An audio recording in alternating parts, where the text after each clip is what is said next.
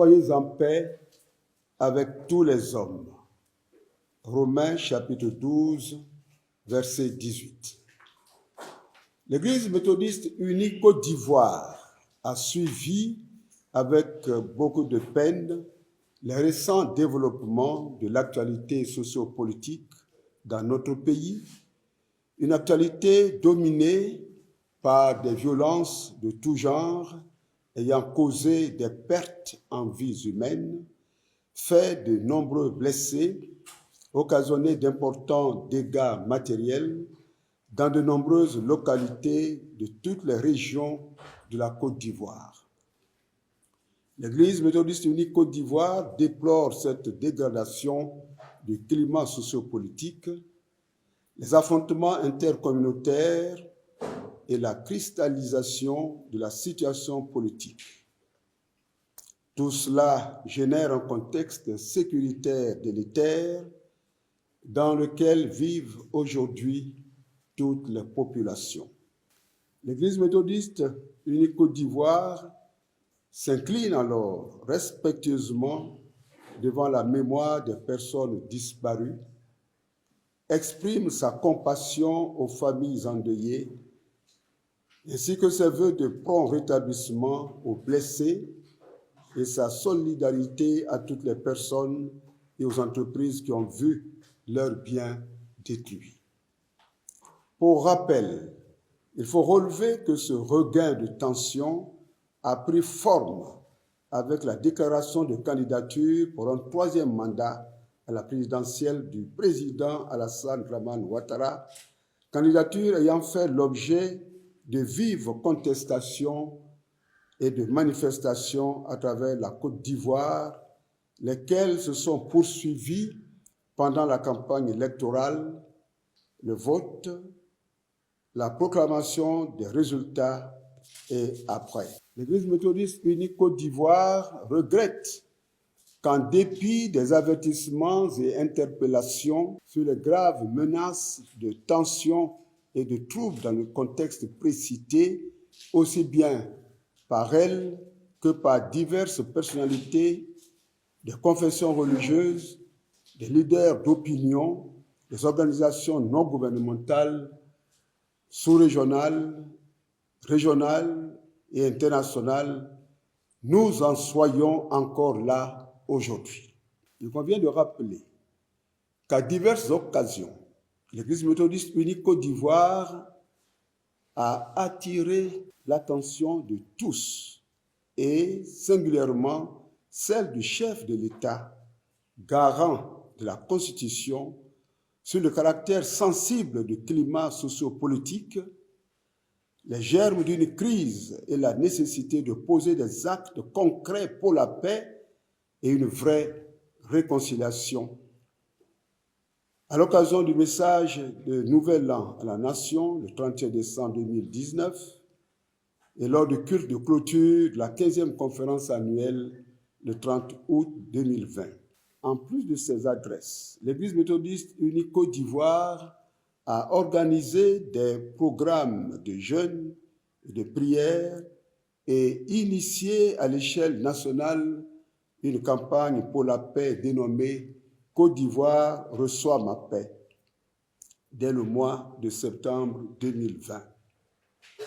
Cette campagne avait pour objectif, d'une part, d'exhorter tous les habitants de la Côte d'Ivoire à la prière pour implorer le Dieu Tout-Puissant afin qu'il donne sa paix à notre pays et d'autre part, sensibiliser toutes les populations sur la nécessité pour tous de vivre en paix, d'adopter des comportements de paix et d'œuvrer tous ensemble pour préserver cette paix.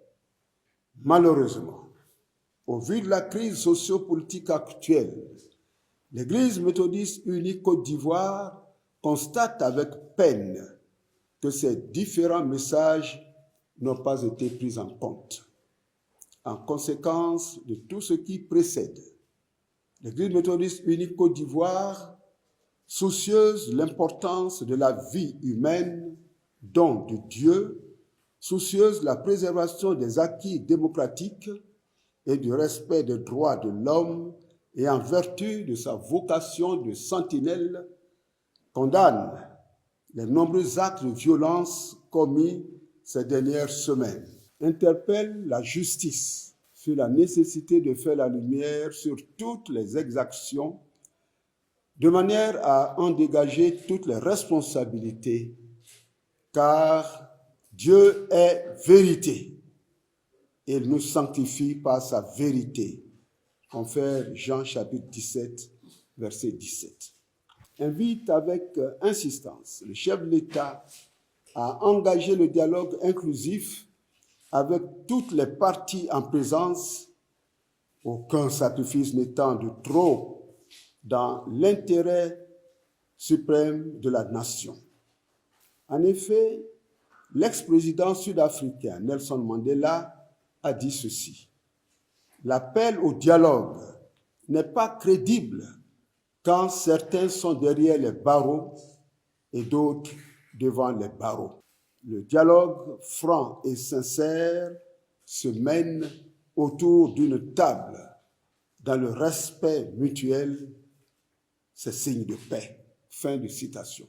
Demande au chef de l'État de tout mettre en œuvre pour faire respecter les droits et les libertés individuelles des habitants de la Côte d'Ivoire.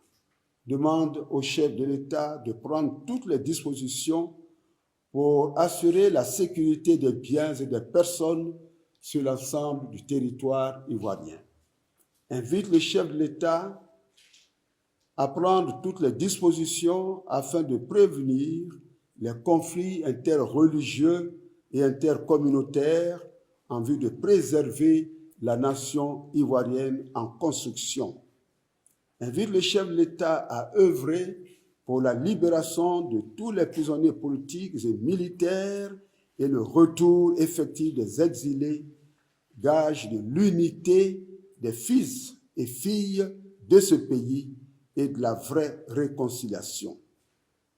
Encourage le chef de l'État à privilégier et poursuivre toutes les actions de diplomatie préventive et de médiation susceptibles de ramener la paix. Recommande à toute la population, partis politiques, sociétés civiles, organisations non gouvernementales, à privilégier le dialogue et les propos apaisants. Invite les leaders religieux à promouvoir la vérité et l'apaisement dans leur communauté.